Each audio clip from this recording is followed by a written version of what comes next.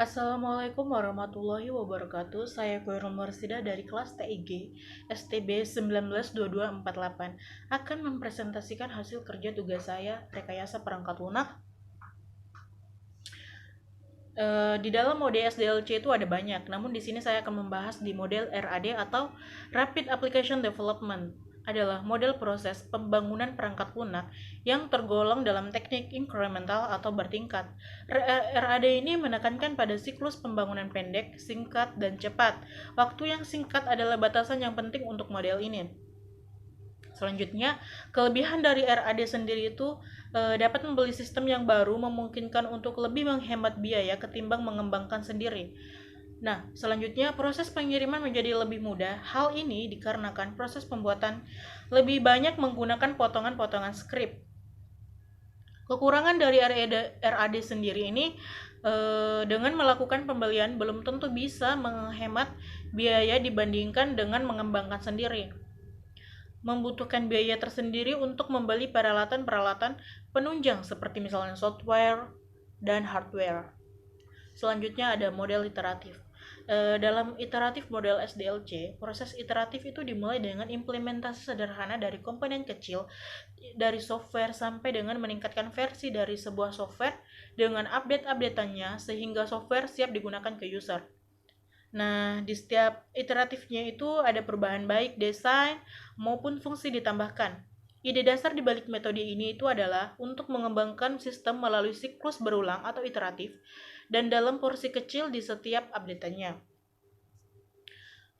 Keuntungan dari iteratif model itu, user dapat mencoba sistem yang sudah dikembangkan dan kemudian dapat memberikan masukan atau keterlibatan user semakin intens, dampak positif dalam pengembangan. Nah, prototipe relatif lebih mudah dibangun dan tidak memerlukan waktu yang lama. Dengan prototipe, kesalahan dan kelalaian dalam pengembangan dapat segera diketahui. Kelemahan dari iteratif sendiri itu setiap iterasi bergantung pada prototipe sebelumnya. Solusi final umumnya terjadi apabila ada perbedaan yang nyata pada prototipe sebelumnya. Formal end of phase mungkin tidak terjadi karena sangat sulit menentukan skop dari suatu prototipe. Dokumentasi seringkali tidak lengkap. Model spiral yang terakhir ya. Model spiral ini merupakan penggabungan dari model prototype dan model waterfall. Model prototype sendiri itu fokus pada penyajian atau presentasi kepada user dengan format input dan output. Kemudian perangkat lunak akan dievaluasi.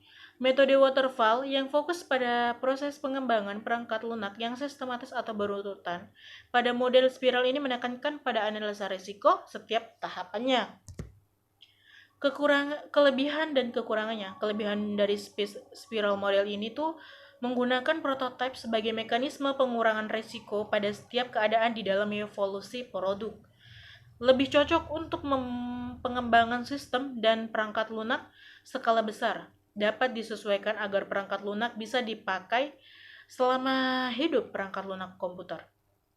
Kekurangan dari spiral model memerlukan tenaga ahli untuk memperkirakan risiko dan harus mengandalkannya supaya sukses. Belum terbukti apakah metode ini cukup efisien karena usianya yang relatif baru.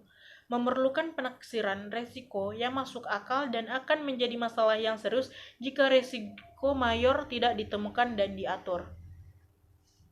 Oke, sekian dan terima kasih dari saya. Itulah tadi presentasi mengenai tugas di model SDLC, terutama di RAD, spiral dan iteratif.